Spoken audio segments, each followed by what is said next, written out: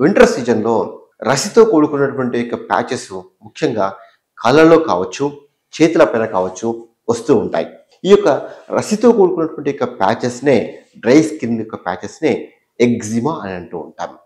ఇది ఎందుకు వస్తూ ఉంటుందంటే, ఈ యొక్క స్కిన్ డ్రై అయినప్పుడు స్కిన్ యొక్క సెల్స్ మధ్యలో ఉన్నటువంటి యొక్క వాటర్ తగ్గిపోయినప్పుడు అవి దానిలో ఇన్‌ఫ్లమేషన్ వచ్చేసి, ఆ ఇన్‌ఫ్లమేషన్ రావడం చేత అది ఊజింగ్‌గా మారేసి రసి కారుతూ ఉంటుందన్నమాట.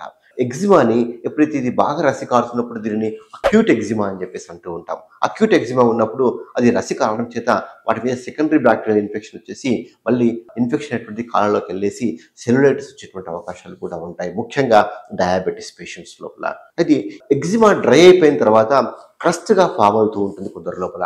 దానిని సబక్యూట్ ఎగ్జిమా అని చెప్పేసి అంటూ ఉంటామనమాట.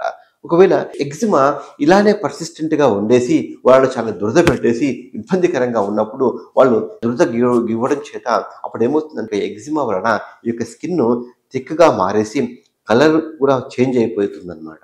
అలాంటి ఒక స్లైకెనిఫికేషన్ అని చెప్పేసి అంటూ ఉంటామనమాట. దాన్నే క్రానిక్ ఎగ్జిమా అని చెప్పేసి అంటూ ఉంటాం.